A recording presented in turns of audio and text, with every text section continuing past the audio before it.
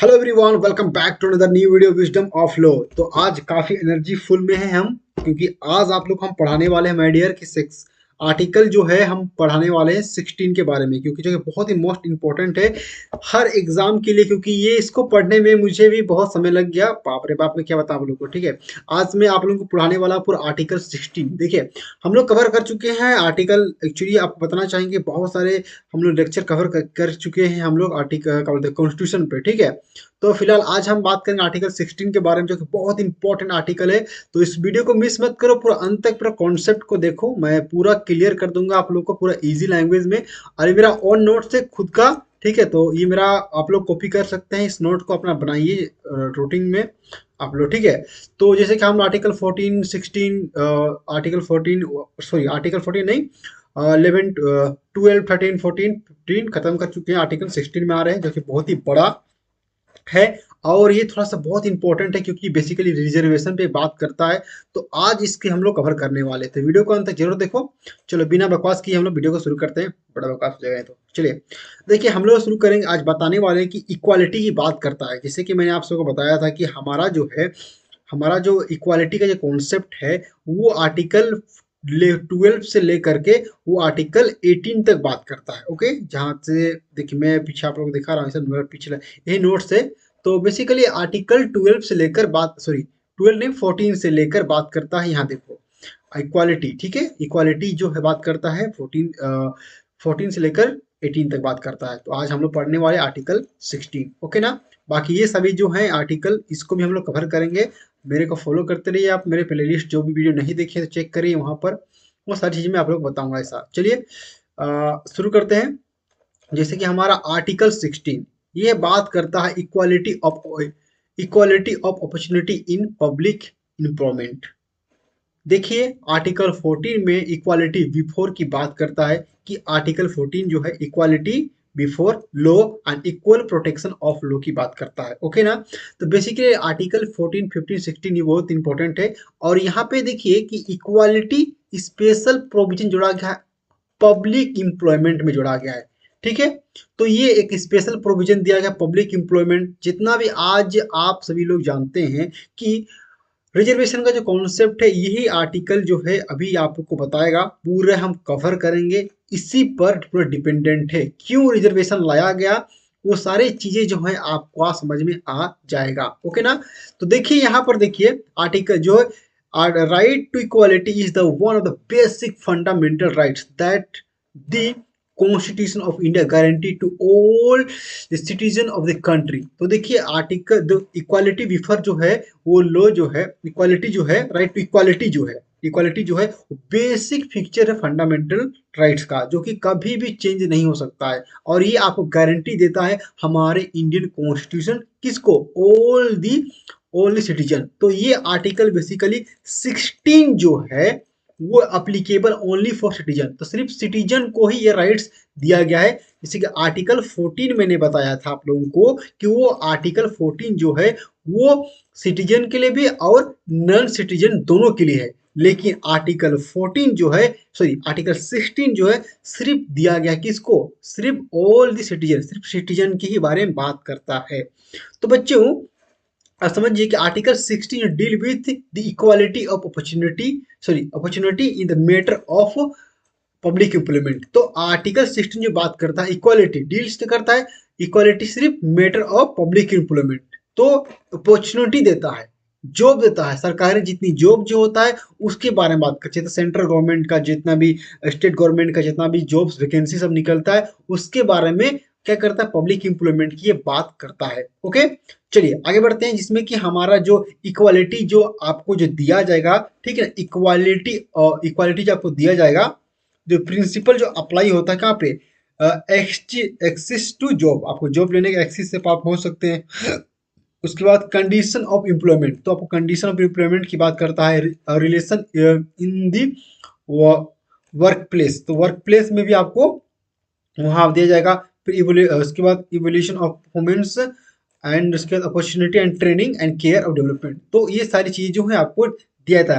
अब एक condition of employment, तो आपके अंदर जो कंडीशन होगा उसके बाद रिलेशन की यहाँ पे जहाँ पे जॉब आप ले लिए तो जॉब में जहाँ पे जॉब कर रहे हैं उसका रिलेशन आपके उसमें भी आपका इक्वालिटी होना चाहिए। ओके ओके, उसके बाद कोई ट्रेनिंग हो रहा है यहाँ पे तो ट्रेनिंग जिसको मिल रहा है तो एक अपर कास्ट को अच्छा मिल रहा है और एक सेकेंड जो है जो लोग हैं उसको अच्छा नहीं मिल रहा है, तो ऐसा भी नहीं होगा। तो ट्रेनिंग हो, कैरियर डेवलपमेंट हो, पूरे लाइफ टाइम के लिए आपको ये जो होता है आपका लाइफ को सिक्योर करता है आर्टिकल जो है आपको देता है रिजर्वेशन। ठीक है, उन्हें तो रिजर्वेशन नहीं, एक मतलब कि इक्वालिटी देता है। ओके, अब हम लोग आते हैं कि आर्टिकल जो 16 का जो है जो प्रोविजन क्या दिया गया है उसके बारे में बेसिकली बात करेंगे। ओके, तो बच्चों सुनो ध्यान से, लेक्चर सुनो एकदम मजा आएगा। क्लाउज वन, तो क्लाउज वन जो है वो क्या बात करता है, हमारा ये बेयर एक्ट का प्रोविजन है कि देयर शैल बी इक्वालिटी, ठीक ना, there shall be equality opportunity for all citizen in matter relating to employment and sorry और appointment of any office under the state. तो ये इसका लाइन इतना सा है लेकिन आपको ध्यान समझना है। पहला समझो कि देयर शैल बी इक्वालिटी, मतलब इक्वालिटी होनी चाहिए किस मैटर पर, इक्वालिटी ऑफ अपॉर्चुनिटी, मतलब अपॉर्चुनिटी का इक्वालिटी होना चाहिए फॉर ऑल सिटीजन, जितने भी नागरिक हैं उनके लिए ऐसा, ठीक ना। किस चीज पर होना चाहिए इक्वालिटी, वो हो जाएगा एम्प्लॉयमेंट और appointment of any office under the state. तो यहाँ पे जो है आपको जो एम्प्लॉयमेंट दिया जाएगा रिलेटिंग टू एम्प्लॉयमेंट, रोजगार पर, अपॉइंटमेंट जिसका भी अपॉइंटमेंट होगा, ठीक है, उसके बारे में बात कर रहा है ऐसा। और ये जो है आपको इक्वालिटी कौन देगा, स्टेट देगा, ठीक ना। ये स्टेट बाउंड है, हमारा सरकार जो है सेंट्रल गवर्नमेंट है चाहे वो स्टेट गवर्नमेंट है। स्टेट क्या होता है आप सभी लोग जान चुके हैं, किसमें, आर्टिकल मैं बता चुका आप लोग। स्टेट जो है आर्टिकल हमारा कहाँ गया, आर्टिकल देखिए स्टेट क्या होता है, स्टेट क्या है, आर्टिकल 12 में मैं आप सबको समझा चुका हूँ स्टेट क्या होता है। वीडियो नहीं देखे हो प्लेलिस्ट जा करके चेक करो, पूरा वीडियो में लेक्चर अपलोड हो चुका है। ओके ना, तो स्टेट जो है जिसमें कि सेंट्रल गवर्नमेंट शामिल है, स्टेट गवर्नमेंट शामिल है, ओके ना, तो वो हो गया स्टेट गवर्नमेंट। ओके, तो इस तरह से स्टेट जो है आपको इक्वालिटी देगा, ठीक है ना, किस चीज पर, एम्प्लॉयमेंट और अपॉइंटमेंट पर ऑफ एनी ऑफिस के लिए। ठीक है, जैसे कि मान लीजिए कोई पुलिस का वैकेंसी निकल गया, कोई यूपीएससी का निकल गया, कोई जुडिशरी का निकल गया ऐसा। ओके, तो कोई भी आपको एम्प्लॉयमेंट दिया जाएगा सरकार का, किस चीज में, सरकार का कोई वैकेंसी निकलता है वहां पर आपको इक्वालिटी दिया जाएगा। नहीं कोई भी कह रहा किसी भी तरह कोई डिस्क्रिमिनेशन नहीं होगा, सब कोई बराबर होगा। ओके, ये बात करता है। अब यहाँ पर देखो क्लाउज 2 क्या बात करता है। और लेकिन एक चीज यहाँ पे ये समझिए, लेकिन ये प्राइवेट, ठीक ना, तो ये प्राइवेट जो है कंपनियां है, प्राइवेट इंडिविजुअल पर ये लागू नहीं होगा। तो आप जो इक्वालिटी की जो बात करोगे वो सिर्फ सरकार की ही बात करोगे। तो अगर मान लीजिए कोई प्राइवेट कंपनियां हैं, अगर वो चाहती है कि सबको इक्वालिटी ना दे तो वो नहीं भी दे सकती है। किस मामले में आगे आप समझिएगा, ठीक है, रिजर्वेशन के मामले में ऐसा। ओके ना, चलिए इसके बारे में आपको बताएंगे, थोड़ा सा होल्ड करिए। ये एप्लीकेबल है किस चीज पर, सिर्फ स्टेट पर, प्राइवेट पर की नहीं, वो हम बाद में कवर करेंगे। पहले इस चीज को समझ लीजिए उसके बाद समझाते हैं आप लोग को। ओके, तो क्लाउज 2 जो है वो बात करता है, ठीक है, no citizen shall be on the ground of any religion, ठीक है ना, रिलीजन, रेस, कास्ट, ठीक है ना, रिलीजन के उसके बाद मिटा लेते हैं सब, आगे ज्यादा ही हो गया। ओके, तो यहाँ पे ये समझिएगा कि no citizen shall be on the ground of no on ground only religion, race, caste, sex, descent, place of birth और residence of any of them be eligibility for discrimination against in respect of any employment of office and under state। तो आपके साथ देखिए मैंने आपको यहाँ बताया कि स्टेट जो किसी तरह का डिस्क्रिमिनेशन नहीं कर सकता है। आर्टिकल 15 में जो है हम लोग पढ़े थे कि रिलीजन, रेस, कास्ट, सेक्स और बर्थ, 5 ऐसे ग्राउंड थे जहां पर स्टेट जो है आपके साथ डिस्क्रिमिनेशन नहीं कर सकता है। ओके, लेकिन आर्टिकल 16 में जो है 2 नई चीजें जो हैं वो ऐड कर दिया गया, जिसमें कि दो नए चीजों पर भी आपसे डिस्क्रिमिनेशन नहीं कर सकता। इन कौन सा मैटर पर, वो एम्प्लॉयमेंट को लेकर के, ठीक है ना, इक्वालिटी ऑफ एम्प्लॉयमेंट के मैटर पे क्या कर सकता है, वो आपसे डिस्क्रिमिनेशन नहीं करता, 7 ग्राउंड पर नहीं करेगा। पहला हो गया रिलीजन, धर्म के आधार पर, सेक्स, रेस के आधार पर, कास्ट के आधार पर, सेक्स हो गया, और डिस्टेंस हो गया, अब ठीक है ना, डिसेंट, उसका place of birth and residence of any of them, इनमें से कोई भी एक में आपके साथ डिस्क्रिमिनेशन नहीं कर सकता है। ठीक है, किस मामले में, एनी एम्प्लॉयमेंट ऑफ ऑफिस, ठीक है ना, in the respect of any employment और ऑफिस अंडर द स्टेट। तो सरकार जो है आपके साथ ये 7 ग्राउंड पर भेदभाव नहीं कर सकता है। अब सबसे मोस्ट इंपोर्टेंट चीज आता है कि इसका एक्सेप्शन क्या है। एक्सेप्शन अभी आपको जानना है, ठीक है, एक्सेप्शन, क्योंकि देखिए अब रिजर्वेशन आपको देना है। आप सभी लोग जानते हैं कि हर जगह पे अगर पब्लिक कहीं पे जॉब लेना चाहते हैं तो एसटी एससी जो पिछड़े वर्ग के जाति होते हैं उनको रिजर्वेशन दिया जाता है। तो अभी हम लोग एक्सेप्शन बोलेंगे, और रिजर्वेशन कौन देता है, सरकार ही देता है। तो अभी एक्सेप्शन पढ़ने वाले हैं कि वो ऐसे कौन लोग हैं, ऐसा कौन सा कैटेगरी है जिससे रिजर्वेशन देता है सरकार, क्यों देता है, उसका कारण क्या है, अभी आज समझिएगा। रिजर्वेशन रिजर्वेशन हर कोई चिल्लाते रहता है ना, बड़ा समझ में आ जाएगा आज। एक्सेप्शन टू क्लाउज 1 and 2, ठीक है, जरा ध्यान से देखिएगा बच्चा लोग।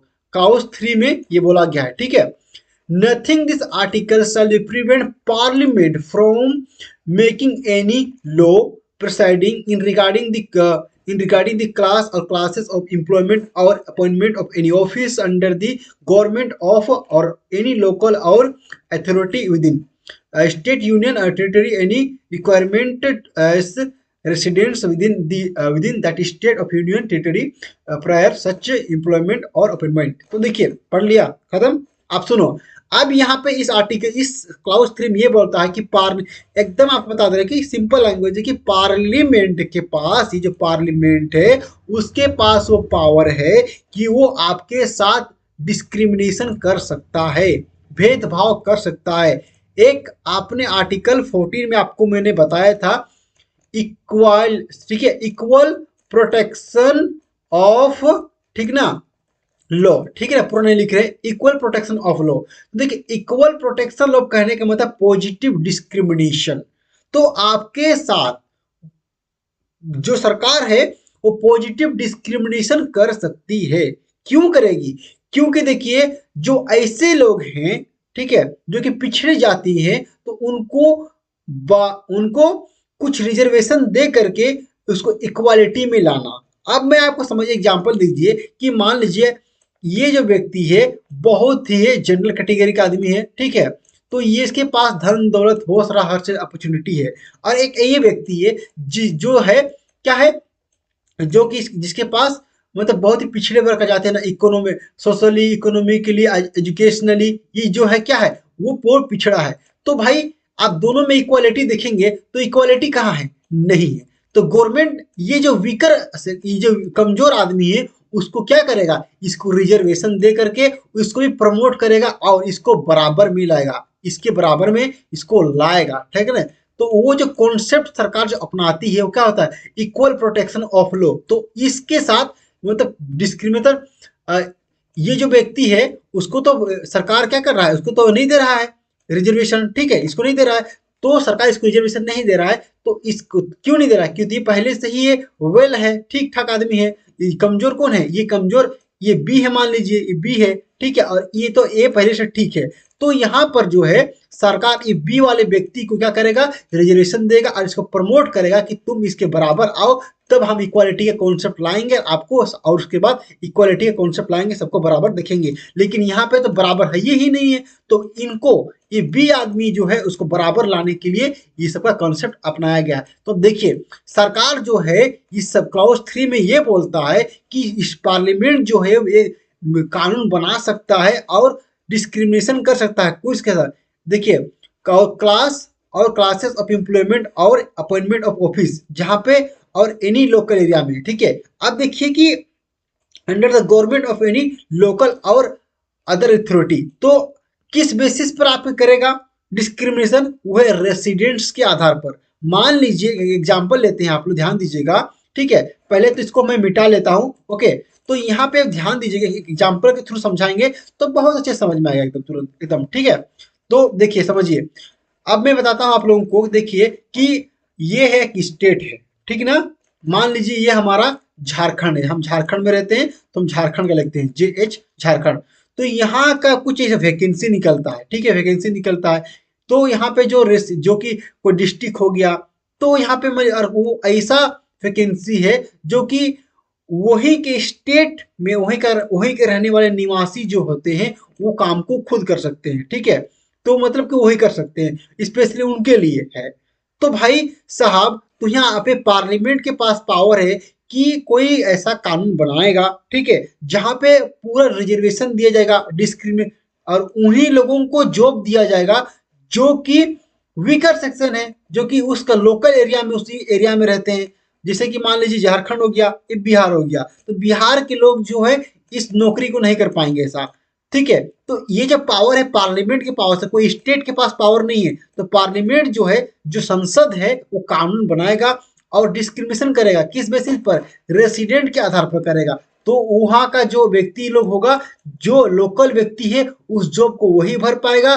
बाहर का कोई भी स्टेट का होगा वो भर नहीं सकता है उस वैकेंसी को, और ये फायदा सिर्फ लोकल आदमी को मिलेगा। देखिए यहाँ पर एनी लोकल और अदर अथॉरिटी विद इन, मतलब गवर्नमेंट के पास पावर है, तो वो गवर्नमेंट जो ऐसा डिस्क्रिमिनेशन करेगा, तो ये कानून बनाने का पावर किसको है, वो पार्लियामेंट को है, ठीक है ना। कोई स्टेट नहीं बनाएगा, तो पार्लियामेंट ऐसा कानून बना करके लोगों के साथ डिस्क्रिमिनेशन कर सकती है, क्यों, उनको प्रमोट करने के लिए ऐसा। ओके, समझ गए, क्लाउज 3 खत्म हो गया। ओके, और उसी एरिया की बात कर रहे हैं यहाँ पे। ओके, चलिए अब आगे बढ़ते हैं, क्लाउस 4 की बात करते हैं, ठीक है ना। क्लाउस 4 जो है बहुत बहुत इंपॉर्टेंट है, सबसे ज्यादा इंपॉर्टेंट इसलिए क्योंकि है कि यहीं से अभी आपका रिजर्वेशन निकलेगा, आपको जो मिलेगा रिजर्वेशन को भी, ठीक है, ध्यान दीजिएगा ऐसा।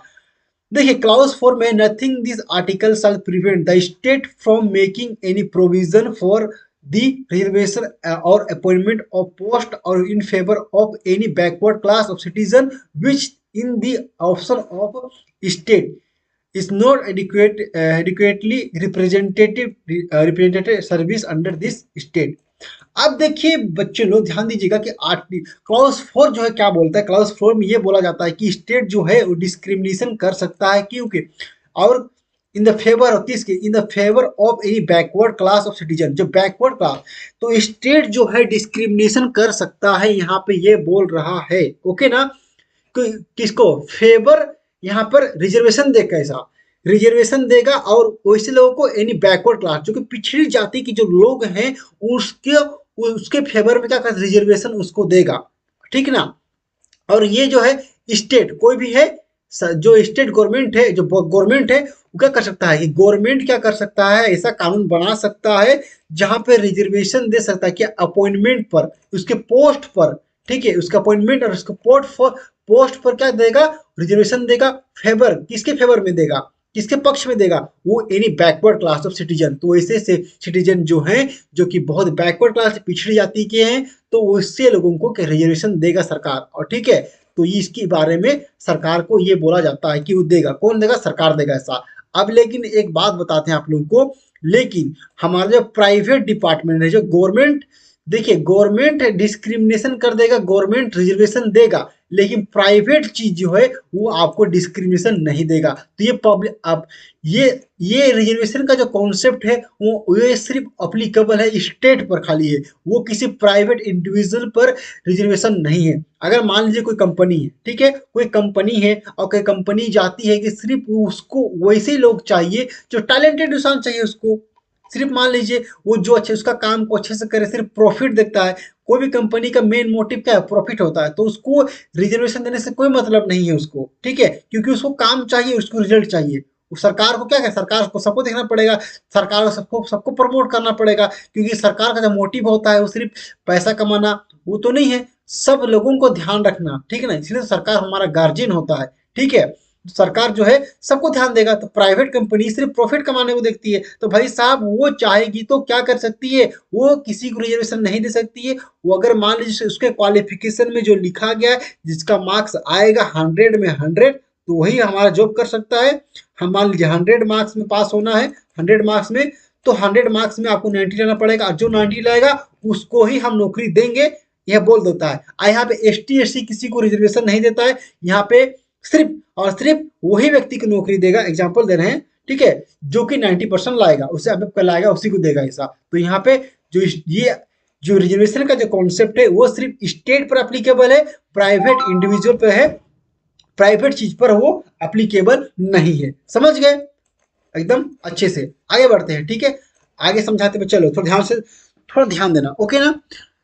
देखिए अब अभी सबसे दो रिजर्वेशन का जो कॉन्सेप्ट है वो देखिए, एक केस लो है जो बहुत इंपॉर्टेंट केस है, जो कि आपको जरूर जाना जरूरी है, क्योंकि ये इस केस को आप लोग जानिएगा तो आपको समझ में आएगा ये रिजर्वेशन का कॉन्सेप्ट कैसे आया, ठीक है ना, किस क्या क्या बात बोलता है। एक केस है इंदिरा, इस केस को बहुत इंपॉर्टेंट, ये सबसे लैंडमार्क केस है, इस केस को जानना बहुत जरूरी है, ओके ना। इंदिरा सर्वानी सर्वानी वर्सेस यूनियन ऑफ इंडिया का ये केस है, क्लाउस 4 की बात करता है। आप देखिएगा बेसिकली इस केस में क्या क्या बोला गया था है, उस बात को ध्यान देंगे, समझिएगा, ओके ना। द ठीक है, the backward class of citizen refer to in article 60 sub clause 4। Sub clause 4 कौन है, ये एक है, ये वाला, ठीक है, सब क्लॉज 4 ये हो गया, okay. In this socially in this in the social backward class of citizen whose educated or economic backward class is on account of their social backwards। अब देखिए यहाँ पर ये बोला गया कि ये यहाँ पे पहला पॉइंट ये बोलता है कि जो भी व्यक्ति सोशली बैकवर्ड ऑफ सिटीजन, जो कि रिजर्वेशन उसको दिया जाएगा, रेफर ये करता है कि जो आपके स्टेट जो है उसको देगा कि जो कि मान ली सोशली डेवलप नहीं कर पाया, अपने से सोशली डेवलप नहीं किया, तो उसके जो एजुकेटेड नहीं हो पाया, ठीक, एजुकेशनल में वो एजुकेशनली वो क्या कहते हैं, एजुकेशनली जो है वो मतलब वेल नहीं है, ओके, और इकोनॉमिकली जो है वो भी वेल नहीं है, तो ये वीकनेस है किस एजुकेशन और इकोनॉमी से पिछड़ी जाति का है, तो किससे सोशली वो क्या हो गए, वो कमजोर हो गए, तो ऐसे लोगों को डिस्क्रिमिनेशन करेगा, ऐसे लोगों को प्रमोशन करेगा, और प्रमोशन कैसे करेगा, रिजर्वेशन दे करके प्रमोट करेगा। और यहाँ पे ये बोला गया कि यहाँ पे a caste by itself by constitutive class, तो क्लास जो है, क्लास कहने का मतलब कि पिछड़े जो वर्ग है एक क्लास माना जाता है, मतलब कहने का मतलब एक कैटेगरी हो गया, ओके। तो कास्ट भी एक रिजर्वेशन का कॉन्सेप्ट हो सकता है ऐसा, ओके। तो यहाँ पे इसके बाद ये बोला गया कि उसके बाद the economics criteria by itself can't identify a class as backward class unless the economics backgrounds of the caste on caste sorry class is on account of its social backward class. अब ये देखिए यहाँ पे ये बोला गया case में कि यहाँ पे इकोनॉमिक्स, मान लीजिए कोई व्यक्ति जो है कि वो कोई व्यक्ति इकोनॉमिकली क्या है, कमजोर है, तो उसको रिजर्वेशन नहीं दिया जाएगा। ऐसा नहीं है कि मान लीजिए वो नहीं कहलाएगा कि ये अगर वो इकोनॉमिकली वो वीक है तो उसको रिजर्वेशन देना है, वो इस ग्राउंड पर, ओनली इस ग्राउंड पर तो आपको रिजर्वेशन नहीं मिलेगा ऐसा। तो वैसे व्यक्ति जो सोशली बैकवर्ड है, जो सामाजिक रूप से वो क्या है, वो पिछड़ा छूट गया समाज, जो कि एजुकेशनली छूट गया, एजुकेशन वीकनेस हो गया, इकोनॉमिक्स छूट गया, तो ये सबसे मोस्ट इंपोर्टेंट चीज के सोशली बैकवर्ड वो होना चाहिए ऐसा, ओके ना। अब अगर मान लीजिए सिर्फ एक ही बैकवर्ड क्लास है, उसके पास क्या है, इकोनॉमिकली है, तो उसको रिजर्वेशन नहीं मिलेगा। जो सोशली बैकवर्ड जो है उसको रिजर्वेशन दिया जाएगा, ओके। उसके बाद इस केस में ये बोला गया था कि यहाँ पर जो रिजर्वेशन जो है वो 50% से ज्यादा नहीं होना चाहिए, तो ठीक है, 50% से ज्यादा रिजर्वेशन नहीं होना चाहिए। अब नेक्स्ट पॉइंट में यह बोला जाता है कि देखिए, आप 50% से ज्यादा तो रिजर्वेशन देना नहीं चाहिए ऐसा बोला, लेकिन अगर कुछ एक्स्ट्रा ऑर्डिनरी कुछ ऐसा रीजन होता है जहां पर कुछ परसेंटेज, कुछ एक्सेप्शन है, जहां पर जो है गवर्नमेंट है वो कुछ ऐसे एक्सेप्शनल केस में एक्स्ट्रा ऑर्डिनरी रीजन में क्या कर सकता है, 50% से भी बढ़ा सकता है रिजर्वेशन को, ओके।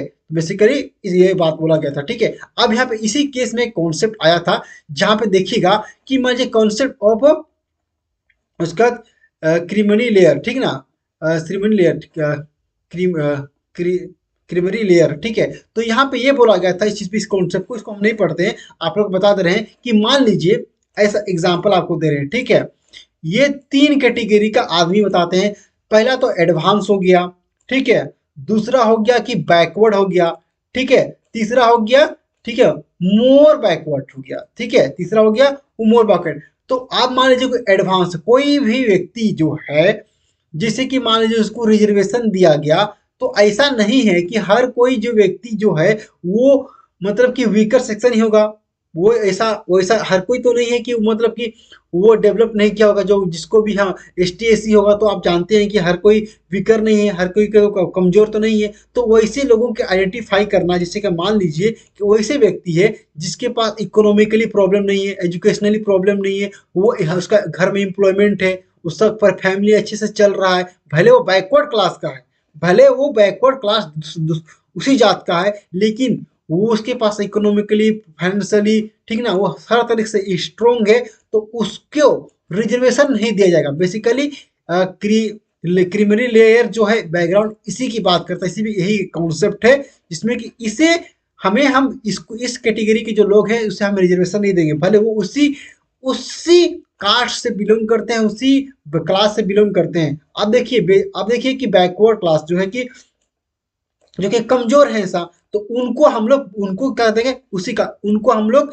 क्या करेंगे, उनको रिजर्वेशन देंगे, और जो मोस्ट बैकवर्ड क्लास होगा उसको भी हम लोग रिजर्वेशन देंगे। लेकिन उसी कैटेगरी में कुछ लोग तो ऐसे भी हैं जो कि अमीर हैं, सब कोई गरीब तो नहीं होता है ना ऐसा। तो जो अमीर होगा, जो कि इकोनॉमिकली जो है, इकोनॉमिकली जो उसके और फाइनेंशियली आप लोग, फाइनेंशियली हो गया ऐसा, इकोनॉमिकली हो गया, एजुकेशनली हो गया, तो ये जो है जो स्ट्रॉन्ग होगा उसको रिजर्वेशन नहीं दिया जाएगा। बेसिकली ये कॉन्सेप्ट ये बोलता है ऐसा। ओके, तो ये हो गया कवर आपका आर्टिकल।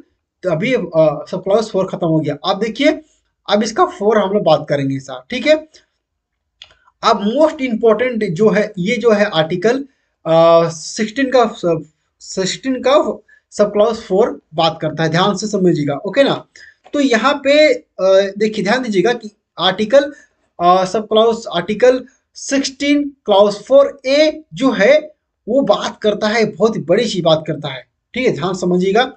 अब देखिए एक कहानी से समझिए ऐसा। मान लीजिए कि हम जो है रिजर्वेशन दिए, ठीक ना, जो पिछड़ी जाति के लोग थे, बैकवर्ड क्लास को हम लोग क्या किए, हम लोग उसको रिजर्वेशन दिए, ठीक है।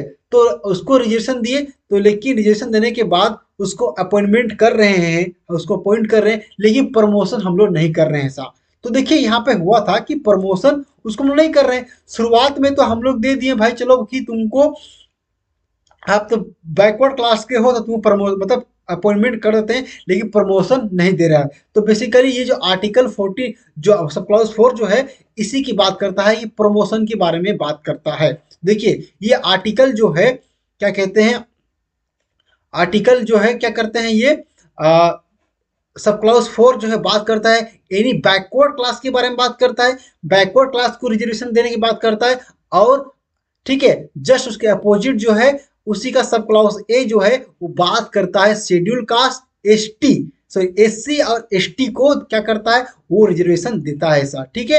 एस टी एस सी का फुल फॉर्म आप लोग जानते हैं ऐसा, एस सी का होता है शेड्यूल कास्ट, ठीक है ना, और एस टी का होता है शेड्यूल ट्राइब ट्राइबल्स, ठीक है ना, वो होता है। ओके, अब यहाँ पे ये समझिए आप लोग, ठीक है, बता रहे हैं कि सब क्लॉज 4 के बारे में समझना है। ओके ना, तो नथिंग पढ़ के बताते हैं, ठीक है।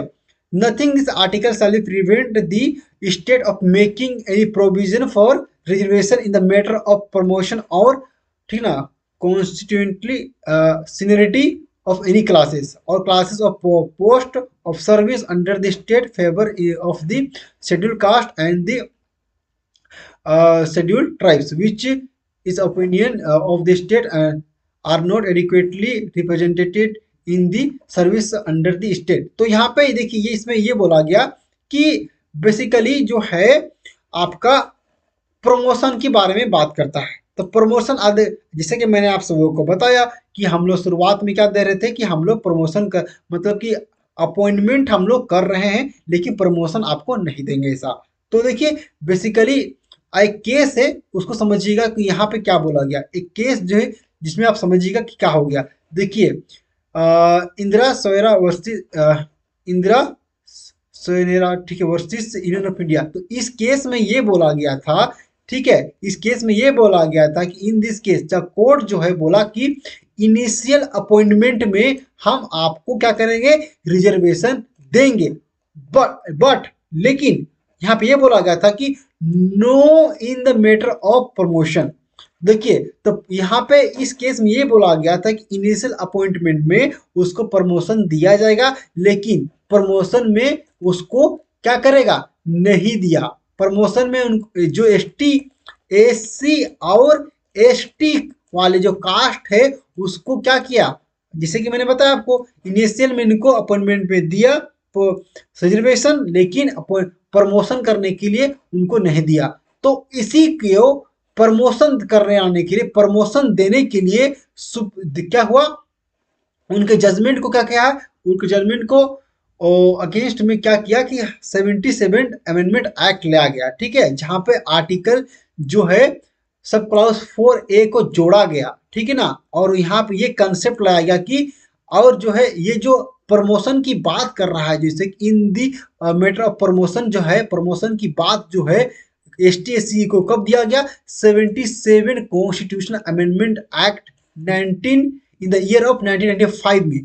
तो जी इनकॉर्पोरेटेड शामिल किया गया सब क्लॉज 4A को, और वहां पर क्या बोला गया कि उसको मतलब कि it provide reservation in promotion. तो ये जो अमेंडमेंट जो है इसमें क्या किया, उसमें प्रमोशन की बात किया कि पार्लियामेंट जो है कॉन्स्टिट्यूशन को अमेंडमेंट किया, और प्रमोशन बोला गया कि एस टी एस सी को इनिशियल में बस उसको हम लोग प्रमोशन रिजर्वेशन नहीं देंगे, उसको हम लोग प्रमोशन में भी उनको क्या करेंगे, का रिजर्वेशन देंगे ऐसा। तो ये प्रमोशन का जो कॉन्सेप्ट आया वो 77 अमेंडमेंट एक्ट 1955 में आया। और देखिए फेदर उसके बाद फिर से क्या हुआ, उसके बाद फेदर अमेंडमेंट एक्ट जो है 81 अमेंडमेंट एक्ट फिर से उसको लाया गया ऐसा 2001 में फिर से हुआ अमेंडमेंट वैसा, जिसमें कि प्रमोशन को ऐड कर दिया गया रिजर्वेशन में। आपको शुरुआत में भी प्रमोशन मिलेगा और बाद में भी प्रमोशन मिलेगा। ओके, अब आगे बढ़ते हैं। अब देखिए कि अब बस थोड़ा सा बस बाकी है लेक्चर, उसका खत्म हो जाएगा। ओके ना, बाकी बताने वाले। अब देखिए 80 सब क्लॉज 4B, अब सब क्लॉज 4B को भी शामिल किया गया कौन से अमेंडमेंट में, इसको भी अमेंडमेंट शामिल किया, शायद हम ध्यान नहीं आ रहा है, बता रहे हैं एक सेकेंड। तो बेसिकली जो है हमारा जो आर्टिकल जो है 80, ये जो हमारा क्लॉज पता नहीं दिख नहीं रहा ऐसा, चलिए कोई बात नहीं छोड़िए। यहाँ पे जो है यहाँ पे जो है सब क्लॉज बी जो है उसके बारे में बात करेंगे। सब क्लॉज बी जो है उसमें ये बोला गया है, बेसिकली इसको जो है बात करता है कि जो भी गवर्नमेंट के वैकेंसी जो होता है उसमें जो क्या करता है कि वैकेंसी में आपको रिजर्वेशन की बात करता है, ठीक है। चलिए इस आर्टिकल को हम अभी क्या करते हैं नहीं पढ़ते हैं, आप लोगों को इसको हम समझाते हैं, ठीक है, एग्जाम्पल देके, ताकि इसको पढ़ाएंगे मतलब बता भी देंगे तो समझ में आप लोग को नहीं आएगा जल्दी, ठीक है। तो एग्जाम्पल देंगे तो तुरंत आपको समझ में आएगा। देखिए मान लीजिए एस टी एस सी को जो है हमें रिजर्वेशन दिया गया है, एस टी को, एस टी और एस सी को रिजर्वेशन दिया गया है।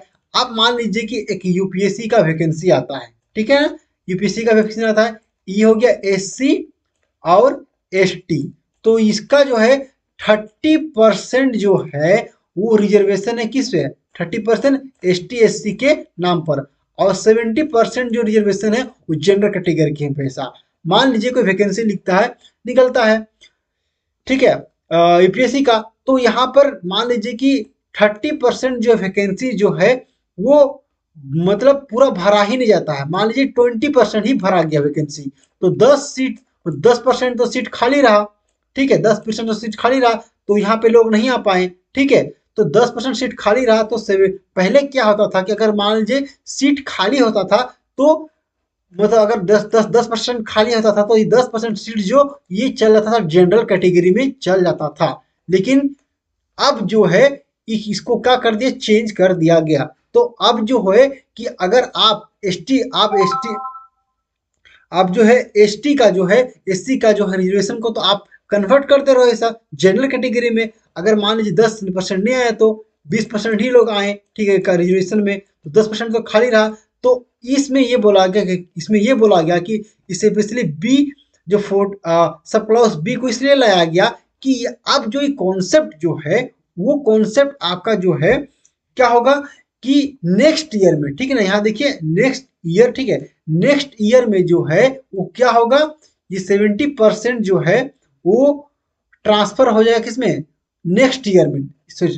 10%, सॉरी ध्यान दीजिएगा, सॉरी गलती बोल दिया कि 10% जो है वो नेक्स्ट ईयर में ऐड हो जाएगा, किसमें, वो ऐड हो जाएगा, वो एस टी एस सी के कैटेगरी में ऐड हो जाएगा, और ये इसका अलग से इसका वैकेंसी होगा, ठीक है, एस टी एस सी के लिए। तो बेसिकली इसका ये बात करता है। और यहाँ पर इसका जो कंसेप्ट है, इसका जो कंसेप्ट है वो क्या है, अभी इसका जो कंसेप्ट में, अरे हाँ जी, हाँ जी, ठीक है, हाँ जी। तो जो इसका जो कंसेप्ट है वो अ, इसको एक टर्म्स बोला जाता है, ठीक है, इस टर्म्स को हम शायद याद है, हमको नहीं आ रहा है ऐसा, वो टर्म्स जो है इसको, उसके बाद कैरी फॉरवर्ड रूल, हाँ याद आ गया, ठीक है।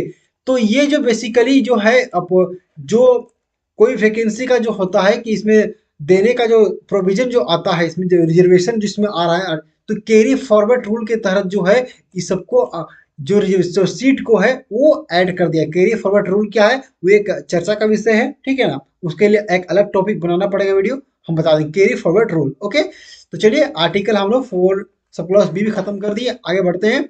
आगे बढ़ते हैं सब क्लॉज 5 की। तो सब क्लॉज 5 में जो है बच्चे वो उसको ध्यान दीजिएगा, यहाँ पर भी स्टेट क्या करता है, आपके साथ डिस्क्रिमिनेशन करता है, ठीक है। तो यहाँ पे nothing this article shall affect operation of any law which provided that incumbent office of connected with the affairs religious, ठीक है ना, dominates institution or any member of governing by the body thereof shall be person performing a particular religion or belong particular domination, ठीक है। तो basically इसमें ये बोला जा रहा है इस आर्टिकल सब क्लॉज 5 में कि यहाँ पे स्टेट जो जो यहाँ पे जो है डिस्क्रिमिनेशन किया जा सकता है। देखिए कोई भी रिलीजन का जो, अगर कोई भी रिलीजन होता है, एग्जाम्पल देते हैं कि मान लीजिए हिंदू धर्म में, तो वहां पे एक मंदिर है, तो आप सभी जानते हैं कि मंदिर जो है वहां पे हिंदू धर्म के ही लोग रहते हैं वहां पर, तो हिंदू धर्म के लोग ही वहां पे काम करेंगे।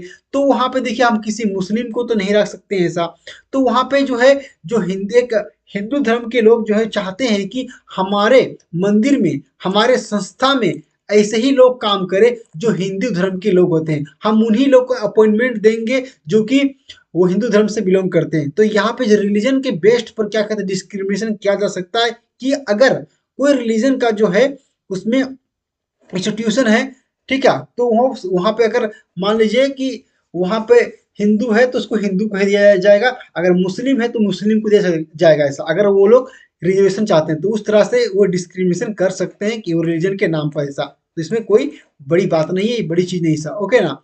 तो अब ये हो गया आपका, और हमारा 5 खत्म हो गया, ओके ना। अब हम लोग 6 की बात करते हैं ऐसा, ओके। उसके बाद हम लोग 6 की बात करेंगे कि nothing this article shall be prevent of the state making of any provision, okay. तो यहाँ पे बेसिकली आप हमारा आर्टिकल 6 हमारा जो है लास्ट वाला जो है 10% की बात करता है, 10% रिजर्वेशन की बात करता है कि 10% रिजर्वेशन अभी जो है हमारा क्या कहते हैं 10%, एक सेकेंड। तो यहाँ पे सब क्लॉज 5 जो है वो हमको दिख नहीं रहा है, ऐसा कहाँ गया, ठीक है, पढ़ लेते हैं। Reservation appointment in favour of the economic social और हाँ, मिल गया। तो यहाँ पे जो है सब क्लाउज 6 जो है ये बात करता है कि ये जो है मैक्सिमम जो है वो 10% जो है परसेंट जो है आपको दिया गया है किसी वैसे कैटेगरी के लोगों को जो कि इकोनॉमिकली इकोनॉमिक वीकर सेक्शन के जो लोग हैं उसको 10% रिजर्वेशन दिया गया है। मान लीजिए कोई ऐसा व्यक्ति है जो कि इकोनॉमिकली पैसा वैसा उसके पास नहीं है, ठीक है, economically weaker section of citizen, यहाँ पे ही बात बोल रहा है, ठीक है। अब यहाँ पे क्या बोलता है, the reservation the reservation for the reservation of appointment और post in favour of any economically weaker section of the citizen other than the class of mention. तो यहाँ पे देखिए वैसे लोगों को रिजर्वेशन दिया जाएगा जो कि इकोनॉमिकली वीक है, वीकर को कितना परसेंट, 10% को रिजर्वेशन दिया जाएगा, बेसिकली यही बात से बोला जाता है, ओके। तो फाइनली हम लोग कवर कर चुके हैं, हमारा आर्टिकल 16 बहुत लंबा था, थोड़ा लंबा लेक्चर में लिया इस पर, ओके। तो आई होप कि आपको कवर हो गया होगा पूरा। मैं आपको ये नोट्स वगैरह भी आप लोग लिख लीजिएगा, ठीक है। ये मैं खुद से भी नोट्स बनाया हूँ, ओके ना। तो चलिए बच्चे लोग, इस वीडियो में इतना ही, ओके। आप लोग रिजर्वेशन का पूरा कॉन्सेप्ट समझ में आ गया होगा ऐसा, ओके। तो हम लोग नेक्स्ट दिन जानेंगे आर्टिकल 17 और 18 हम लोग पढ़ेंगे। यहाँ हम लोग का मेरा नोट सब कुछ बना हुआ है, ओके ना। तो उसको पढ़ाएंगे तो अच्छे समझ में आएगा। तो आर्टिकल 16 ही आज बताना था आप लोगों को। तो चलिए इस वीडियो को इतना ही, हम भी थक गए बोलते बोलते ऐसा। चलिए बच्चे लोग, मिलते हैं नेक्स्ट वीडियो में। जुड़े रहे हमारे चैनल विजडम आप लोगों के साथ। धन्यवाद। थक गए जी, जाते हैं पूरा, ओके ना, थक गए हैं। अब हम लोग नेक्स्ट लेक्चर आएगा तो हम लोग कवर करेंगे, ओके। चलिए bye bye, good night. Good night. रात का बज रहा है कितना जानते हैं अभी? रात का, इस वीडियो को आप देख सकते हैं, अभी रात का बज रहा है 12। पता नहीं आप लोगों को दिख रहा है कि नहीं, हमको नहीं पता। ऐसा दिखेगा तो ठीक, ठीक है। ये देखिए, रात का इतना बज रहा है, पीएम है अभी, और रात को मैं शूट कर रहा हूँ वीडियो। चलिए, इसको कहते हैं जोश, ओके ना। Bye bye, good night, sweet dream, love you all.